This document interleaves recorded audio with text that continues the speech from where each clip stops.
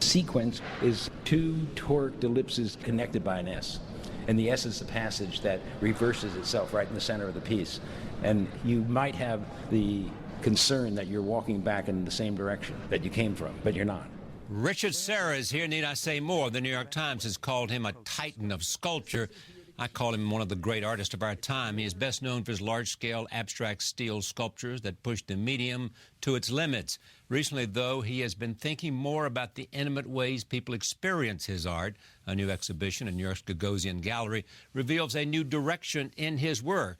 It is on view both at the 21st and the 24th Street location. We'll be there until January 25th, 2014. I am pleased to have once again Richard Serra at this table. Welcome, sir. Thanks. Nice to have you here. Is this a new direction for you? It's a new body of work. Yeah. Well, clearly that. It has precedence in some early work, but yeah.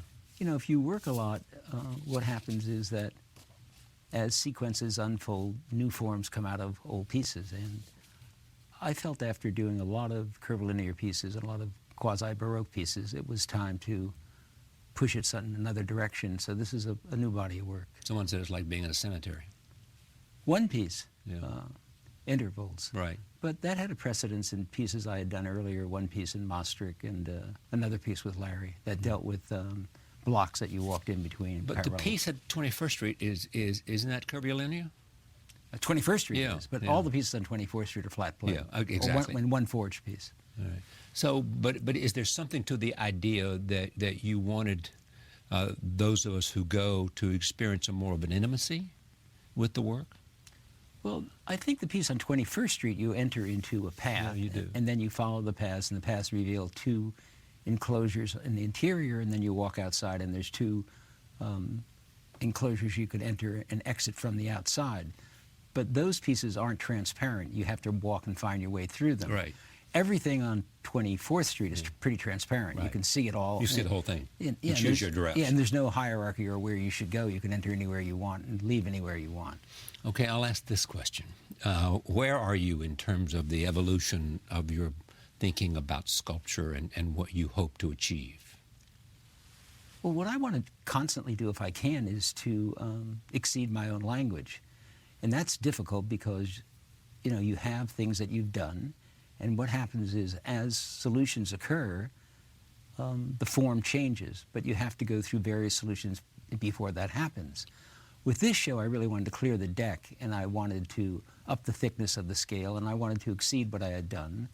And there's one big piece there, 7 plates, 6 angles, where the plates are 8 inches thick, and they're 10 feet high and 40 feet long. So we're talking about 7 plates, so we're into like 380, you know, it's a lot of weight. Right, it is, of course. Tons. Yeah, and then the other piece is 24 plates, and they're 9 inches thick, and they're set parallel, and they're different lengths and different heights. The heights are 4, 5, and 6, and the lengths are 5, 7, 11, and 9. So we should experience both the idea of what the sculpture says to us as it sits there, you know, and as we move around it, and at the same time we should look at the forward reach of the artist, you know, in achieving something this massive. How does he or she do it? Physically? Yeah. I mean, what is it? With the large piece in 24th Street, the 6-angle piece, the 7-plate piece, I actually set it up in New Jersey in wood to make sure that I knew what I was doing, because you don't want to order, you know, tonnage like that and not know what you're about. And it took a great deal of precision to get it into the floor, and at one point we had to dig up the floor because of Hurricane Sandy to make sure that the bedding underneath the slab was still stable. So there's a lot of preparatory procedures that go into putting these pieces together. But is this more than mechanics and engineering? Well, the result is, but a lot of getting something into production has to do with the process of how you do what. But the what is how you receive it through your sensation and experience is something else. But I have to pay particular attention to getting the pieces into place. That's my job. That's the job of a sculptor, is make sure you can get the pieces in place. You have to stand the pieces up, and you have to get them in place, and you have to make them reveal what you intend. Well, is engineering changing in terms of what you can do and what we can learn, both because of computers and images and all of that? In terms of the bending of plates Yeah. and the process of plates and the making of plates, that's changed since the computerization. Right. That's changed a lot in the last 10 years. Yeah. The pieces on 24th Street, Right, the flat. yeah, the flat pieces, those are that technology hasn't changed, but very few people would deal with 8-inch thick plate, 40 feet long, 10 feet high. That's just not, you don't find that in industry.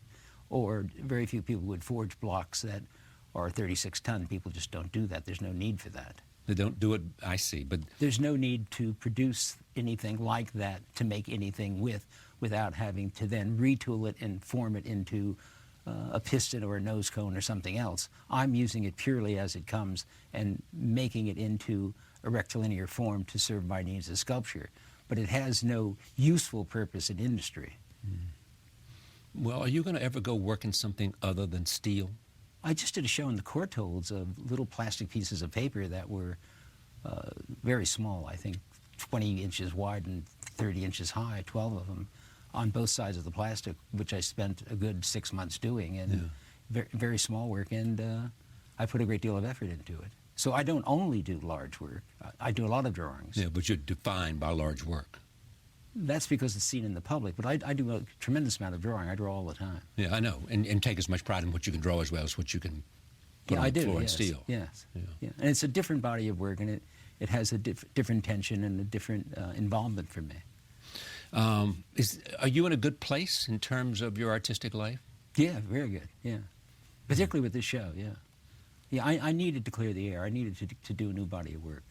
And, you know, the chips fall where they may, but if you ask me, do I feel good about it, I feel great about it. Particularly the big piece, particularly the 7-plate piece. I loved it. So did I. I loved it. But you're not I asked... loved even everything about it. I loved how it oxidized. The color is just stunning. Yeah, they're blue-gray. Yeah. That's because the mill scale's on. They haven't been sandblasted. Yeah. They haven't rusted. That's None of them, and I'll store those pieces indoors. I don't want them to oxidize. You do not want them. No, I like them the way they are now. You very rarely do you get pieces out of the mill with that kind of mill scale that's completely tight like that. And there's 2 prop pieces in the other room that have a blue-gray scale, and I'm going to keep them that way if I can. Can you? I can keep them indoors. I'm not going to store them outside. Yeah. But still, won't they change, even indoors, because of the nature of... Over time, but it'll Yeah. take them 8 or 10 years or even more before the mill scale even comes off, and then they have to rust again. So So what would happen if I just go put water on it? they would start to rust. That's what I thought. And if you kept putting water on them, they would rust. And it would take them about 8 years, and at 8 years they would turn dark, dark brown, almost amber color, like the ceiling room's building. Yeah. And then they would cease, because that's the nature of core tent is to then form a skin, and it doesn't oxidize any longer. If you're Richard Serra, are you competing against yourself? Well, if I'm Richard Serra, it's a little contrary to fact conditional. I am Richard Serra. Of course I'm competing against are, aren't myself. you? Sure, and against So everybody. you got to be as... But you not only compete against yourself, you compete against everybody who came before you and everybody who came after you. And you're born at a certain moment into a history and a continuum. And where you enter that history and continuum has a lot to do with what you do, about who came before you and then also who comes after you. And everyone's born into a different continuum, and everybody enters into the kind of overturn of art history at a different age. So, you know, I came out of the mid-20th century, and we're into the 21st century, and, you know, at the turn of the century you had Picasso, and it moves on. Yeah. You began life as a painter, did you? Or... Well, I began life as an English major making drawings, and I got into Yale making drawings, and I was a painter at Yale, but as soon as I was in Europe for a year, I started experimenting with live and stuffed animals, and that took me in a completely different direction. What direction did that take you in?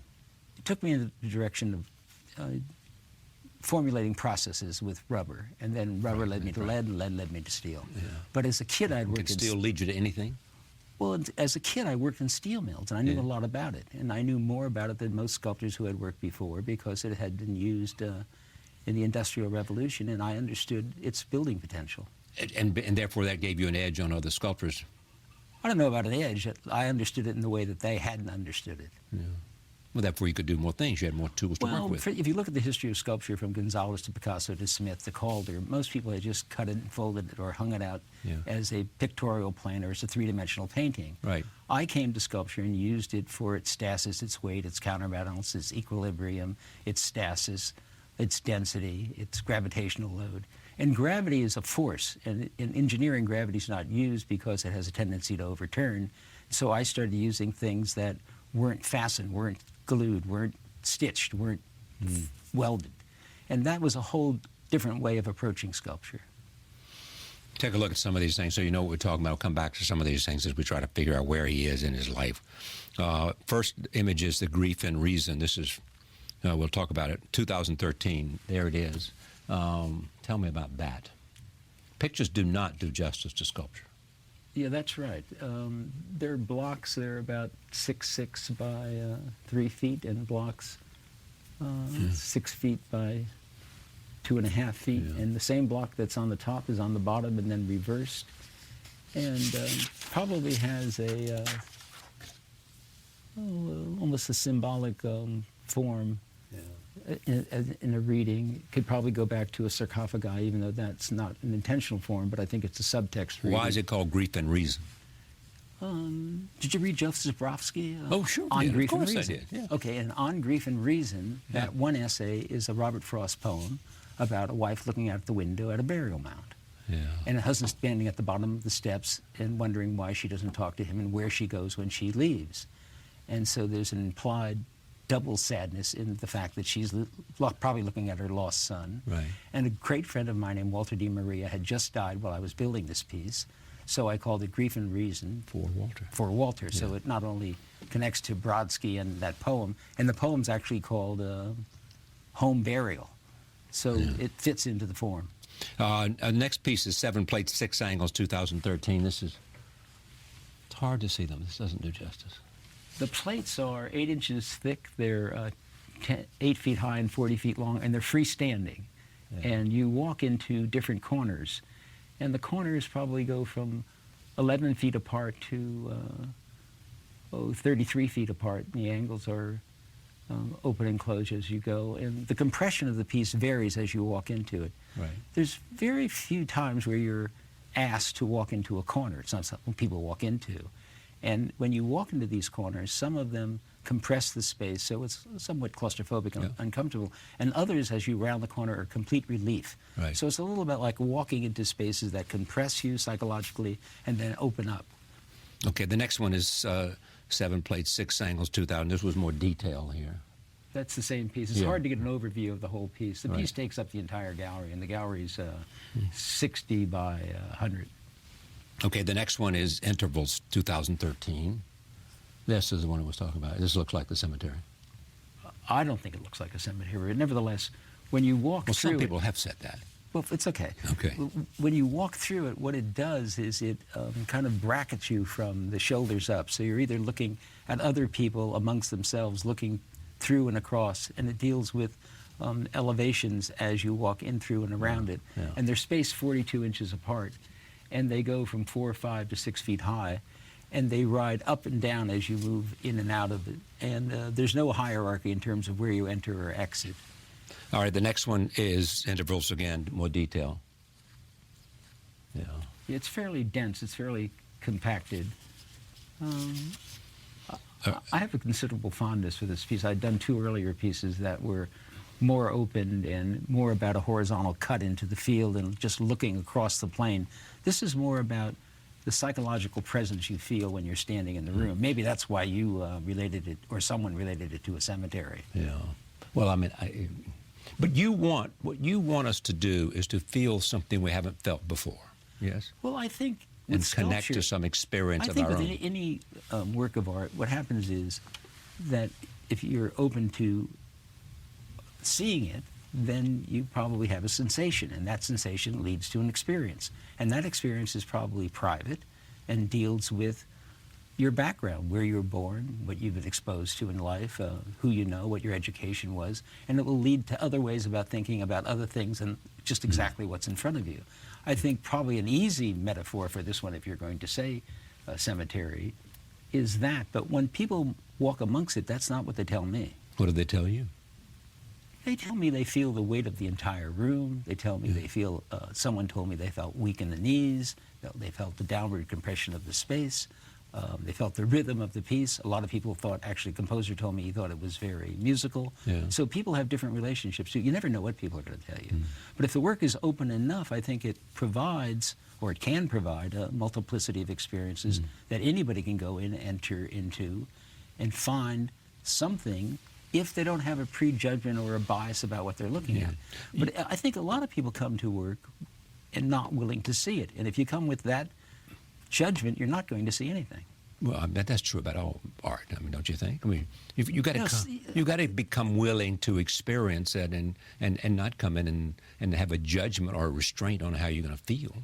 I think people even go to museums, pay the door, go through the turnstile, and still have a prejudgment about that can't be art. I'll give you a prime example. You take a painter like Robert Ryman, who paints all white paintings. If you listen to people like Morley Safer, whoever, here we go. They're still not going to give him the benefit of the doubt. They don't want to call it art. No, they don't want to call it art. He doesn't want to call it art. Because they refuse to open their eyes and look at what's in front of them, is namely just paint on canvas. Yeah. And, you know, it's also, there's a suspicion that if you don't know about art and you're not going to give yourself the benefit of the doubt, then you're going to be suspicious that the artist is foisting something over on you. Okay. And that remains. But it doesn't make it good art, just makes it art. Look, I don't think artists make art to foster a hoax. I don't think that's why people devote their lives to Of course art. they don't. Nobody's talking about that. I mean, but we are talking about, you know, I mean, we are, we've been here, not you and me, but I mean, everybody's been here. It is the idea of what is art, and it's the idea of what Morley Safer raised in that 60 Minutes piece. Suppose I go up to a canvas, you know, and... No. Let's bring it right back to where you are on this piece. You said it reminded you of a cemetery, right? I did. I think that's closing off your ability to see other ways of reasoning and seeing the piece. Well, suppose I said it reminded me of a circus. Is that, in other words, if it reminds me of anything, I'm closing myself off to everything else? No. But when you said that it reminded you of a cemetery, I think that's already laying over a definition on it, because you have freestanding plates that one could say are in a row that somewhat, maybe it has a parallel to a cemetery, but that's certainly not, when you walk in through it and around it and give it time, I don't think that's the meaning that comes across. At least that's not my intention. Yeah. Well, what is your intention? To have people participate in the rhythm of the intervals, of the intersections of the pieces as they move through them. Okay, and what if I participated with the intervals and the spaces as I walked through them, and I came out saying, this makes me feel like I'm in a cemetery? What would you say to that? There's no signage. In a cemetery, there's always signage. I don't look. You mean in terms of signage, meaning who, here lies so and so? Yes. This isn't symbolic of anyone here and under. Cemeteries are about what's under the ground. Right. They mark a place where somebody has been interred. This is not that. You're just such a deeper thinker than I am. I was talking about what it is I see, the visual image, not how I project what's under the ground. It is just that you look at a series of images. These things are freestanding. So? Stones in cemeteries are not freestanding. Did somebody write that this looked like a cemetery and you didn't like it? No, I'm just trying to answer yes. your perception of my work. Well, who do you know that has a better appreciation of your work? But let me go on to this. We'll come back to this, because I think, overall... Look, different people see work differently. That's exactly. For sure. So why don't you allow them to see it any way they want to? They can see it any way they want to, but I think. But you're saying if they see it a certain way, then they're limiting themselves. I think they can see it any way they want to, but if they see it a certain way, they're limiting themselves. I think often work gets tagged with a moniker that then doesn't allow people to see really what it is. But we're not talking about anybody else. We're not talking about one person. No, but there are works that get tagged with monikers when they first go up, and then people from then on can't see it any other way than the headline of the journalism which has tagged it. That happens all the time. Yeah. So what is this? What is that? That's a bridge. A bridge? Really? Yeah. It's not what I thought it meant. I thought it was a piece of art in which I looked at it, and it had two separate of ceramic and glass and paper. The paper's a bridge between the two. But if you do that, then you're limiting yourself. Well, you asked me what it was. Actually, for sure, it's a glass and a... And for sure, that's a bunch of steel together. Yeah, but for sure, this is a cup and a glass and a piece of paper. And for sure, that's steel. But if you ask me how I see it as a sculptor, and you see it as a bridge. Okay. Is this art? If you say it is. That's the definition. If you say I say it is. If you say I just created this. Is this art? If you say it's your art, then I'll say it's your art. And then we have to compare it to every other work of art that's ever been done, and then we have to think about... Then we're in trouble. We're in trouble, yeah.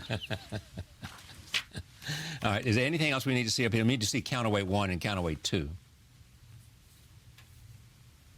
What's interesting about those plates is they're exactly the same dimension. The plates that are horizontal are exactly the same dimension as the plates that are vertical. And they're 5 inches thick. They lean against the wall. There's no fixed joint, and they just stand on top of each other while they're leaning against the wall. It's as if you took a piece of plywood, cut it in half, and put the top on the bottom. Right. And it just stood there.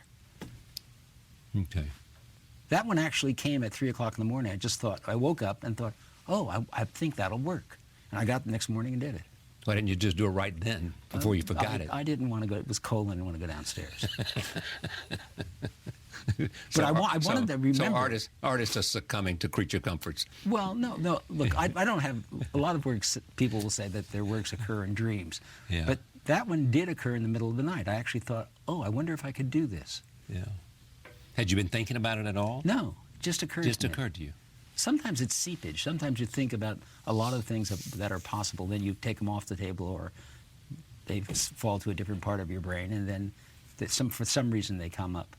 I think what's interesting about this whole brain discussions we had before when I was here. When you were here, right. Yeah, I think there's a limbic part of the brain which deals with intuition, emotion, and experience. And I think that if I look at this last show, the reason that these pieces probably came about was I really wanted to get away from the curvilinear things that I was doing. And I probably allowed myself a greater freedom in terms of intuitively wanting to move into a ziggurat space. And I hadn't dealt with corners like that, maybe in one piece, but only one piece against the wall. And that was something I hadn't done. And then to do it and to exceed it with 8-inch plates that are 51 ton each, that was a big move for me to make. When the piece is up and you look at it, you can say, oh, they're just big plates, so the guy went out and ordered them, so what? Psychologically, for me to order a plate of that size was a step. I built an earlier piece of a single plate called Pessoa, which was higher. It was 10 feet high and 30 feet long and 8 inches thick. And I liked it. I liked it a lot. And I didn't know how I could extend it. And then I thought, well, if I extend the plate longer, make the plate 40 feet long, a little lower, I can probably put together a complex of spaces that would be interesting. But I was interested in freestanding plates like that. All right, here's my question. Is there part of the appreciation, should be part of the appreciation of a piece of sculpture, how difficult it is to mount it? To mount it? Yeah, to mount it and the overall weight that it carries in contrast to other things. No, I just happen to be interested in weight. That, I think, or my installations need a certain industrial procedure. But if you take Serra or other people, I mean, they can build pieces out of things that are minuscule, and I have no presumption about the necessity of large installations or heaviness of weight. That's just something I happen to be involved with. I don't think it's quality. I just think it's different in kind. The desire to move away from curvilinear. No, I'll be back. I just moved away in this show. Okay, but I mean, I don't want to understand, was the desire to move away because you felt like a new show needed something fresh and different, or was the desire propelled by the fact that you just simply wanted to express new things because you were feeling like I need to go in another direction? The piece, on 21st Street hadn't been produced, and it was 3 years backlogged. Right. And I didn't want to then start another curvilinear piece, which I knew was going to be another 3 years backlogged. Right. I wanted to do a new body of work. I had a need to do a new body of work. and I wanted to exceed what I had done in terms of the thickness of plates, in terms of the psychological bearing of a load. And that came from Pessoa. Pessoa really kind of got me excited about that possibility. So when people write about you, are they going to say he follows in the tradition of? He was... Of who? Who? I'm asking you. I have no idea. In other words, you look at Richard Serra as someone who really went off in a brand new direction. I think. Yeah, that's right. I think. But you were influenced, you said, by Giacometti and Brancusi. Yeah, but I was also influenced by Pollock and Newman. Probably by Pollock a lot. How so?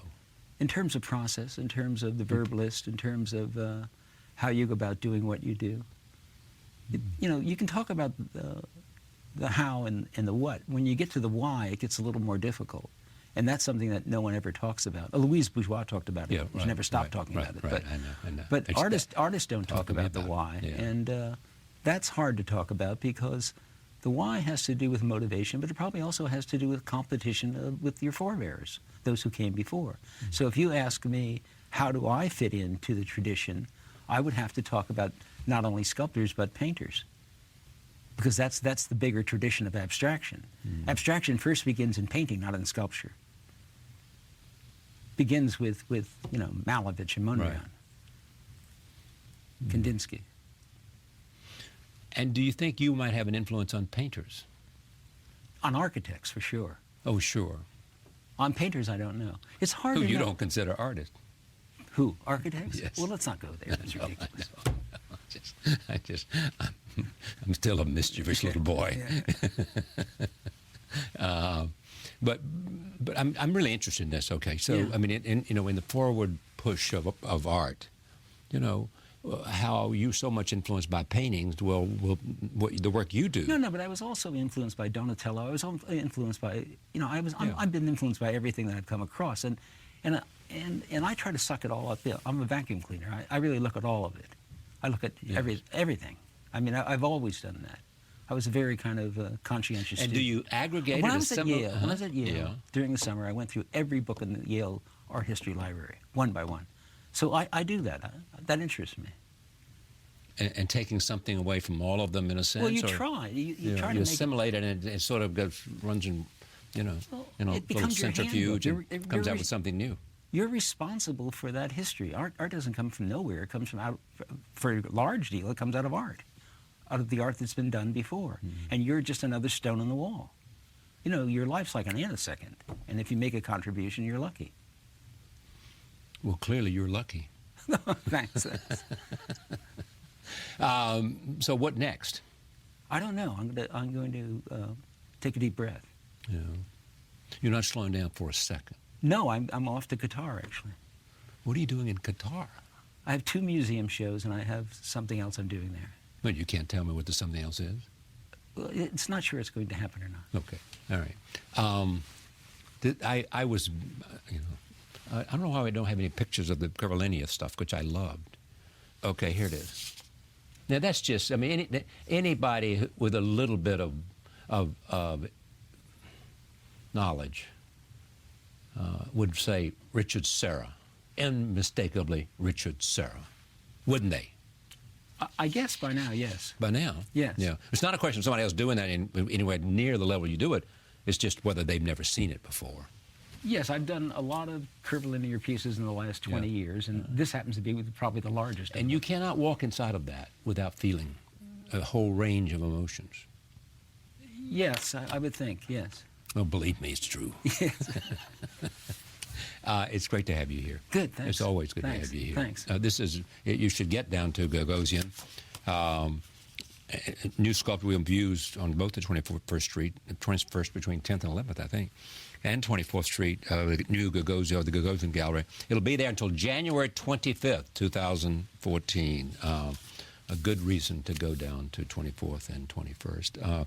Richard Serra, probably in anybody's list of the great artist of our time. Thank you for joining us. See you next time.